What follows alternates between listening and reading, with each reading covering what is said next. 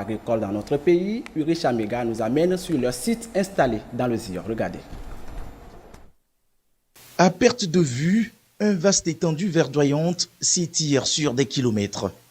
Bienvenue au cœur de la ferme de Lek Agricole, nichée à 10 km au nord-ouest de Thiévié, à Kolo, sur une étendue de 21 hectares. Ici, des bulldozers et des tracteurs s'activent pour le dessouchage et le labour, tandis que des ouvriers vaillants œuvrent à pied. Cette parcelle fertile est dédiée à la culture du maïs, du soja et du blé, incarnant un projet ambitieux mené par des jeunes Togolais de la diaspora. Conscients du rôle de l'agriculture dans la croissance économique du pays, ils mettent en œuvre une initiative qui va bien au-delà de la simple exploitation des terres. C'est une chaîne qui tourne et qui a besoin de ses maillons. Et lorsqu'un maillon saute, comment est-ce qu'on peut faire pour remplacer ces maillons? C'est là qu'intervient Lek Agricole. Produire et venir en appui à ce que fait déjà l'État. Étant jeunes, nous nous mettons dedans et pour voir qu'est-ce qu'on peut faire pour qu'on bénéficie de nos productions et aller à l'autosuffisance alimentaire, en exporter si nous pouvons. Au-delà de la production agricole, Lek Agricole se lance également dans l'élevage de volailles. Cette dimension de leur programme vise à réduire l'importation de produits carnés, favorisant ainsi la consommation locale et stimulant l'économie régionale. Au niveau de l'espèce, on produit pintade, poulet, de la dinde. Quand je dis en repos, ça veut dire comment on fait pour avoir des poussins. Lek Agricole a un petit labo qui est sur Lomé, qui produit des œufs fécondés par insémination. Et de là, on arrive à avoir des poussins. Dans une approche résolument moderne, le secteur agricole de Lek Agricole mise sur la mécanisation pour accroître la productivité tout en rendant le travail des producteurs agricoles moins pénible. Un exemple concret de cette vision est le projet de mécanisation soutenu par un partenariat avec la société turque AFCO. Un pivot aux caractéristiques impressionnantes est utilisé pour l'irrigation, alimenté par un barrage, offrant ainsi une solution majeure à la politique de mécanisation. Ce pivot-là, c'est vraiment la manière moderne pour l'irrigation. C'est ce qu'on utilise pour la sécurité alimentaire et surtout pour l'agriculture à grande échelle. Voire un pivot peut irriguer entre 10 hectares jusqu'à 200 hectares par une seule machine.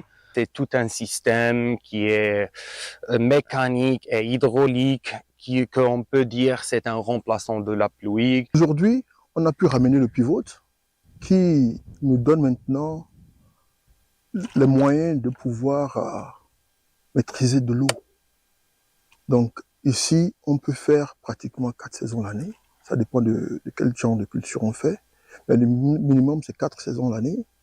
Ces initiatives transforment le paysage agricole togolais, laissant entrevoir des jours meilleurs pour les populations locales.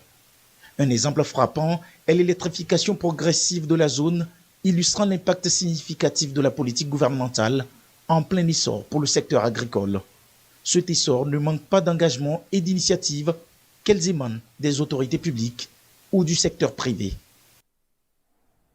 Et pour mieux scruter ce sujet, nous sommes avec Komlagan Eddy. Il est le DG de Lek Agricole. Monsieur le directeur général, bonjour. Bonjour, monsieur Salah.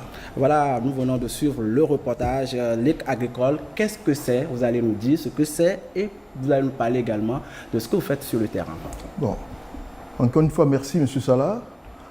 Lek Agricole, c'est une compagnie agricole spécialisée dans la production du maïs, du soja, et aussi qui représente une compagnie turque qui s'appelle AFCO. C'est une compagnie d'irrigation. Bon. Pourquoi Lek Agricole au Togo? Notre engagement dans ce secteur agricole est venu d'où? Bon, étant donné que sur les réseaux sociaux, en 2022 et 2023, le président de la République, son Excellence Faure Swazilam Gnassingbé, lui-même faisait des campagnes agricoles. Ouais. Et voilà, ça nous a touchés, voilà d'où le déclic est venu. Et nous nous sommes dit, pourquoi ne pas accompagner le secteur public avec nos idées et ce qu'on sait faire. Et voilà, c'est pour cela on est là pour aider la politique qui est en place dans le secteur agricole. Vous êtes des Togolais de la diaspora et vous avez décidé d'investir dans votre pays. Vous vous êtes intéressé au secteur agricole. Pourquoi concrètement? Bon, tout d'abord, le Togo, c'est notre pays. Donc, même étant aux États-Unis, il faudrait qu'on soit ici aussi. Et de deux, la terre ne trompe pas. On l'a toujours dit, la terre te donne ce que tu mets. Donc, on a décidé de revenir investir dans l'agriculture. N'oublions pas que la Chine, qui est la seconde puissance mondiale, a vu son économie accroître à cause de l'agriculture. Et on pourra faire de même ici au Togo. Juste la volonté nous pourra agir et aller de l'avant. Vous l'avez dit, vous voulez accompagner la dynamique de développement du secteur agricole. C'est la vision du chef de l'État. Oui. Mais vous voulez passer par un système d'irrigation dans ce sens. Comment est-ce que ça va se passer? Bon, j'ai suivi le programme du chef de l'État. Le gouvernement a donné des tracteurs, même des semences, même un appui technique. Mais il ne faudrait pas oublier aussi le problème de l'eau, de l'irrigation. Et quand on a sillonné la région, on a vu que la plupart des fermes ont toujours ce problème d'irrigation. Donc, on a pris le temps pour voir comment on pourra aider les jeunes agriculteurs togolais à pouvoir aller de l'avant et à accroître leur production. Donc, c'est dans ce sens qu'on a pu contacter AFCO. Et AFCO aussi a voulu nous conduire dans cette politique. Et bon, voilà, eux-mêmes, ils sont présents au Togo et ils nous accompagnent dans tout ce qu'il y a comme irrigation du début jusqu'à la fin. Est-ce que vous avez déjà ciblé certaines zones qui vont bénéficier de vos actions? Évidemment, on a ciblé plein de zones, surtout dans la région de la savane où l'agriculture est l'activité principale. Donc, nous voulons déployer de Lomé jusqu'à Dapaon nos produits, nos systèmes d'irrigation pour pouvoir dire aux producteurs qu'ils pourront faire 2, 3, 4 saisons pendant la campagne agricole. Parce qu'avec cette machine, on n'a plus besoin de la pluie. Vous êtes à votre première expérience sur le site qu'on vient de voir dans le reportage à Azio. Oui. Est-ce qu'il y a déjà des acquis? Oui, on a fait une bonne récolte de soja et de maïs. Et bon, voilà, tout le monde est content. Et maintenant, on est prêt pour le défi de l'agriculture au Togo. Avec ce système d'irrigation, combien de saisons agricoles est-ce qu'on peut avoir probablement avec les sites qui seront ciblés? Bon, avec le pivot qu'on appelle, on peut avoir, comme je l'ai dit, on peut avoir minimum ces trois saisons. Ça, c'est le minimum. Si on prend peut-être le maïs qui fait 90 jours, quand on plante ce maïs, bon, après 90 jours, quand on fait la récolte, on pourra toutefois planter. Alors que dans le temps d'avant, c'est la pluie qui détermine le nombre de saisons qu'on pourra faire. Est-ce que vous avez quelque chose à ajouter? Oui, aussi, il faudrait qu'on sache que le pivot, par exemple, nous permet de mélanger l'herbicide, l'engrais, le pesticide, et ça réduit les travaux manuels.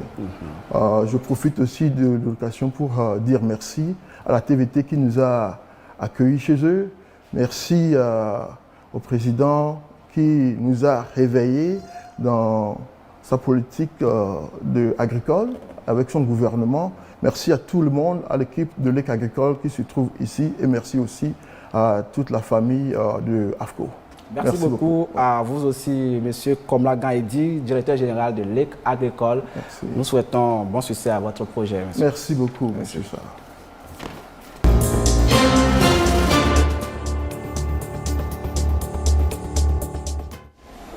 Le Mali, le Niger et le Burkina Faso, qui ne sont plus désormais membres du G5 Sahel, entendent créer une confédération. L'objectif